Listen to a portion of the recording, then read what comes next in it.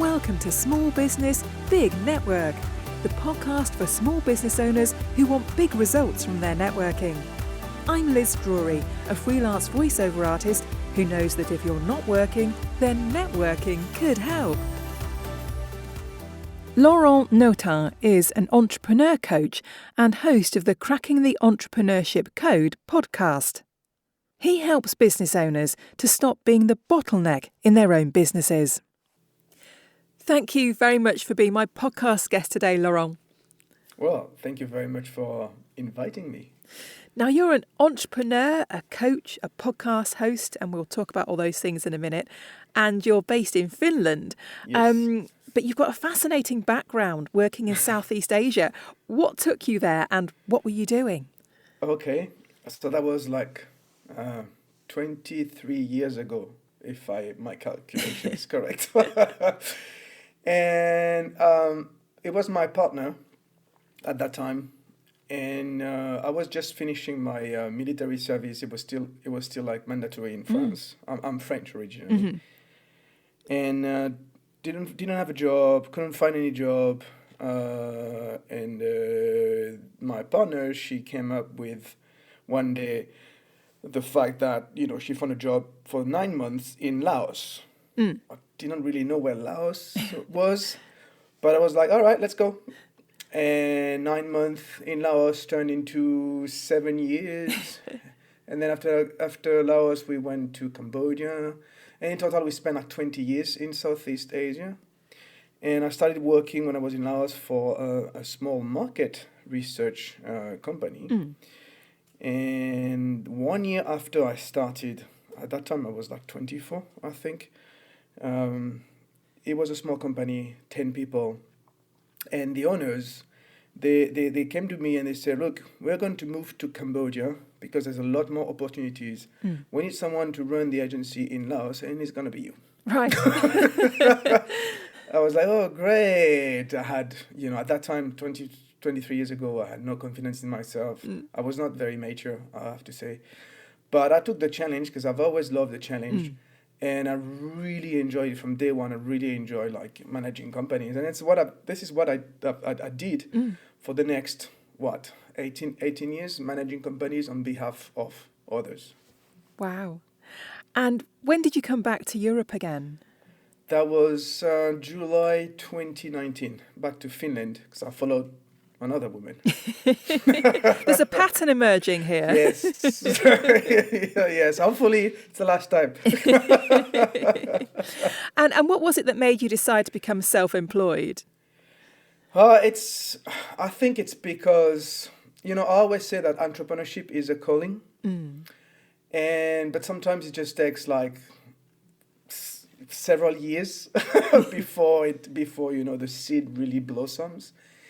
And I was reaching the age of 40, and I was like, damn, I need to do something by myself, because I've always worked for others, entrepreneurs, basically, like running their companies like it was myself. So I discovered the world of being entrepreneurs, or being an entrepreneur, although it was not my own, Yeah. But then in my last company, I had some shares in the business, and everybody around me are entrepreneurs. My best friends are entrepreneurs. My father used to be an entrepreneur, and so I was like, okay, I have to do something. I'm 40.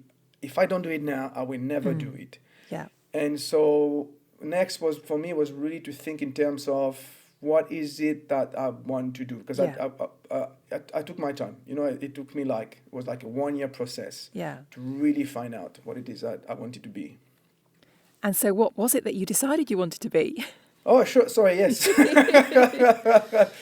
Well, I realized that at one point that what I really enjoyed was, training, mentoring, coaching, giving advice to people. Yeah. When I was running teams, I was spending a lot of time doing that with all my leadership team and more. And I've always enjoyed that. I've always enjoyed to see the sparkles in the eyes of people. Those aha moments. Yeah. It's my biggest reward. And so I was like, damn, I want to reproduce that all the time. So becoming a coach just made sense. And I became a coach to entrepreneurs because, like I said, I was always surrounded by entrepreneurs. Yeah, yeah. So on your LinkedIn profile, one of the things it says is that you help people to stop being the bottleneck in their business. In what ways are people bottlenecks? Well, where do you want me to start? By the bottleneck, I say it's the biggest risk that entrepreneurs face because there is no differences between you and your business. You know, you are your business. Yeah. So when you perform, your business performs. But when you have difficulties and you strive, your business has difficulties. And when you're stuck, your business is stuck. And that's the risk of being the bottleneck, that you become stuck. Because when you are the bottleneck, basically what it means is that you stand on your own way. And you know it, but somehow you can't do anything about it. And I can give you I think I came up with a list of 18 or 19 different bottleneck symptoms. And I'm sure there are a lot more. But I can give you like the three most common bottleneck symptoms that I see among entrepreneurs. Number one is when they are lost in the details. Yeah. As an entrepreneur, you have so many things to do, and there's so many things like requires your attention at the operations level, right? And the problem is that you can get lost into, that operation level. But you cannot afford to do that because an entrepreneur needs to take a step back and look at the big picture. But when you are lost in the details, it's like when you're drowning into water and you cannot get up, to breathe. That's exactly what's going on. So that's a symptom number one, being lost into details. You need to focus on what matters most instead. The symptom number two, that's a good one, especially when your business is evolving, is growing. It's when you just can't let go. As an entrepreneur, you need to move from the stage where you're doing everything by yourself. In other words, you get the shit done. Yeah. To a stage where you are building a company or you're building an entity that gets the shit done for you. Yeah. Right? But you can't do that if you don't let go. Typical example, you control everything. You're making all the decisions because you're afraid of, losing the quality of standards in the delivery of your services.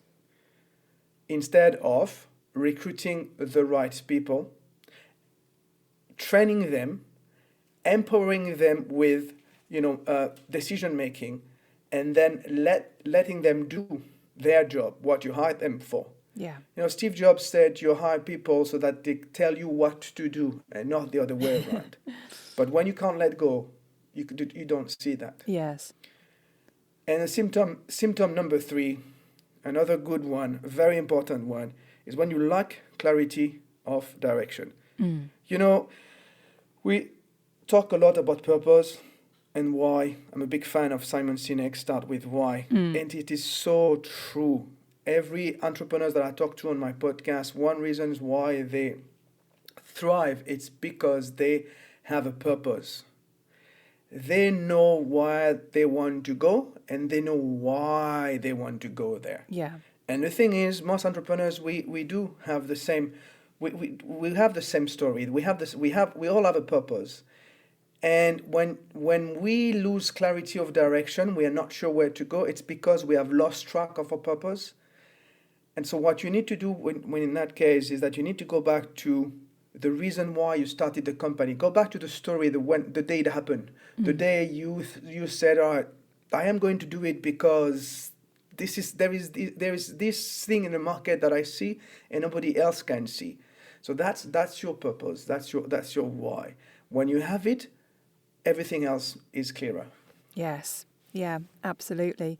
So what kind of people do you work with? Are they from a particular business sector, or is there sort of no pattern to your clients? Most of the time, most of my clients are in the B2B industry. I guess this is because of my background, because I've always worked in the B2B industry. But I have clients like in various different industries, market research, legal, advertising. I counted last time like 10 or 12 different industries. So it doesn't really matter. It's more about, the industry doesn't really matter. It's more about in terms of size, I would say, of the business. My ideal clients are, entrepreneurs with maybe minimum of 3 to 5 years being an entrepreneur, and who get in a certain stage in the company where they can't find a way to go to the next phase of growth. Yeah. They realize that, they know they are stuck, they are the bottleneck, they know they are stuck, and they decide that they need external help. And that is really, really important, that they must understand that they need external help, otherwise it's impossible to coach them. Yeah. And so what form does your help take? Is it one-to-one coaching that you do with them mainly? Yeah, so mainly I do a one-to-one coaching, and that will last around maybe most of the time six months minimum, because it takes a long time to get results with coaching. Yeah. I'm also starting a mastermind group, which is more like peer-to-peer coaching with me moderating, with a maximum of seven people, and that would be just specifically for small B2B business owners. And sorry, from time to time also what I do is I get involved with startup incubators or accelerators, and I mentor startups.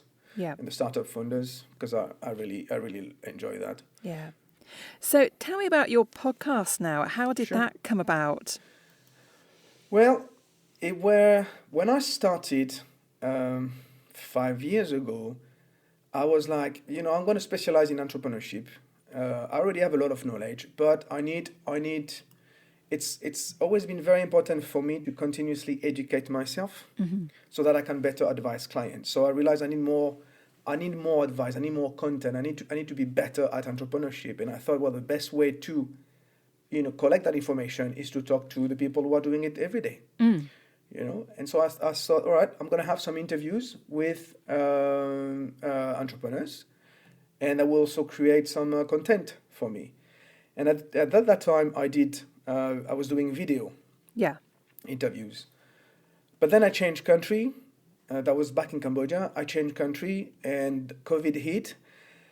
And I was like, okay, doing interviews is going to be a bit more difficult, because it requires quite a lot. It requires quite a lot of equipment, and I need people also, like, and you need to agree on a time and a location and blah blah blah.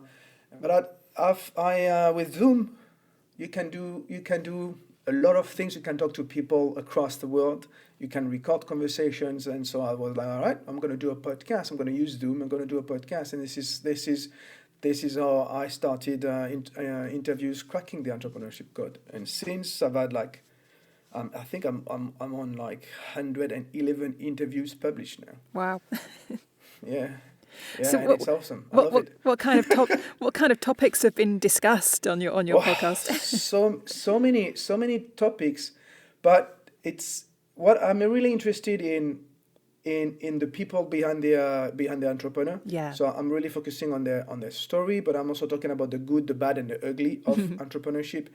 And so many people, everybody has different stories. I can see like core patterns coming out. For instance, I was talking about the purpose. That is something that is really, really important to a lot of entrepreneurs. Another pattern is sales, something that comes back again and again. Yeah. A lot of entrepreneurs are afraid of selling. Yes. I'm afraid you do not have the choice. Yeah. You have to sell. It comes with a job. But the reason you're afraid of selling is because you're not looking at selling the way you should be looking at it. Other things like, I was mentioning entrepreneurship is a calling. It's from all those conversations that I clearly identify that. We talk a lot about failure, because one thing is certain is the fact that you will fail. Yes. For sure. So we talk a lot about it. We talk a lot about leadership and what it takes to build a company's culture. How should you take care of your people, how to make them grow, etc. So a lot of similar patterns, I would say. But every time it's a different conversation, because every entrepreneur I talk to is different. Yeah. Everyone is unique. Yeah. And let's have a bit of a chat about networking now then. Yes. Was networking something that you did when you were employed out in Southeast Asia? Yeah. What was that like? It's the only way to do business. Networking. It's up, especially in the B2B industry. In Asia, it's all about whom you know. Yeah. And so I've been doing a lot of networking in the past. Networking is still a big chunk of the work of what I do, and I can see there, because when I sell as a coach, it's very intangible. Yeah. I don't have like a product Yes. that will fix you short term. I'm not going to make you rich in 90 days. That's Yeah. not what it is about. But so if you work with me, we're going to work into like a long-term relationship. It's going to be like 6 months minimum, and hopefully more. But that requires that you trust me, that you believe that I am the right person to help you, and that you will see return on investment. But to be able to do that, to trust me, you need to have some conversations with me first, and that is networking. So I'm trying to spend as much time as I can to have conversations with potential clients, so they see the value of what I do. Because that's the other thing also, is that a lot of people don't know what coaching is about. Yeah. So it's all about networking. It's all about so having conversations with people, but also building a network of what you can call influencer, people who know people who could be your potential clients. I also do some training courses, for instance, like in sales or leadership. And in Cambodia, there is that organization that sell the training courses for me. Mm-hmm. So the only thing that I have to do is come and deliver the course. Yeah. But I was able to build that because of the relationship that I have with them. Yeah. So networking is so important. So what were the events like in Southeast Asia? Was it very different to the way things are run here in Europe? It's difficult for me to compare with Europe. What I know, because I left France, when I was 23, so I didn't work a lot in France, but I can compare it with Finland. In Asia, there are a lot of face-to-face events, networking events, a lot of them, because it's very important for Asian people to do that. This is the way they do business. Yeah. And so when you're going to a networking events like this, it's every time you go to a networking event, you need to think in terms of, okay, why I'm going there? What is my objective? Mm-hmm. Your objective can be very different. Maybe it's just to go and doodle around, have a drink, and that's it. That's okay, and see what happens. That's fine. Sometimes I did that. But it could be also to meet with 2 or 3 potential clients. So you get out of the networking event, you know what you need to do next. Maybe it is to set up a meeting. Mm-hmm. You could also go to a networking event to talk to people you haven't seen a lot for a while. Just to remind them that you still exist. Yes. that is very important, because again, you never know when a sale is going to come. Yeah.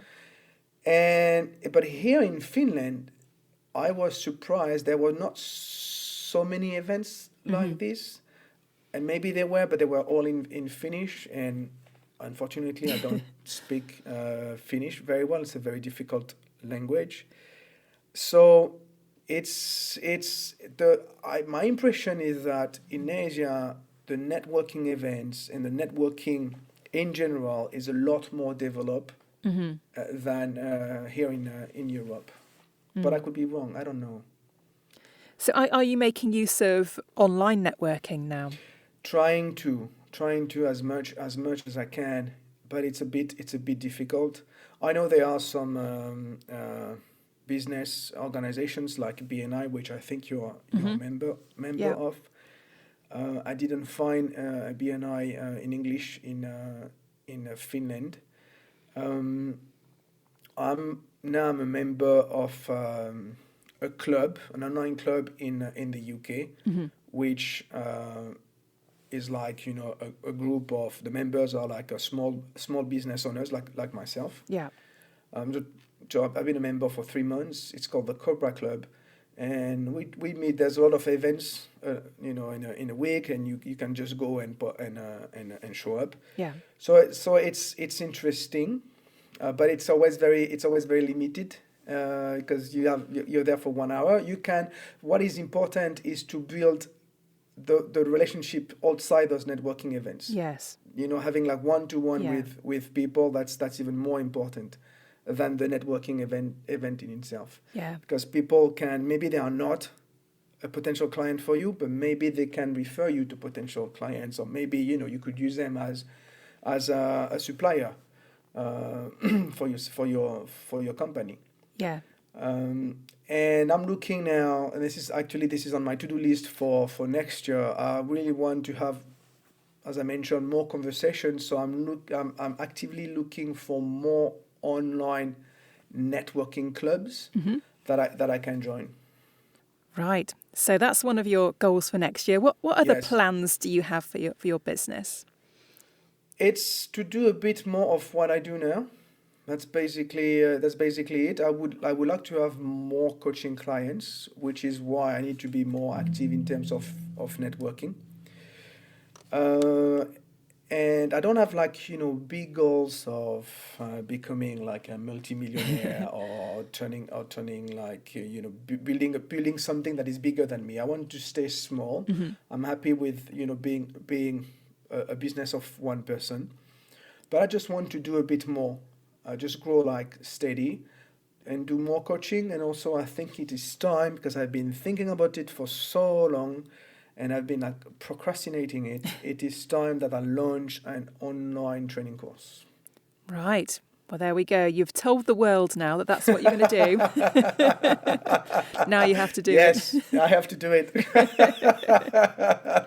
So finally, Laurent, if people want to know more about you and your coaching or your podcast, what's the best way for them to get in touch with you?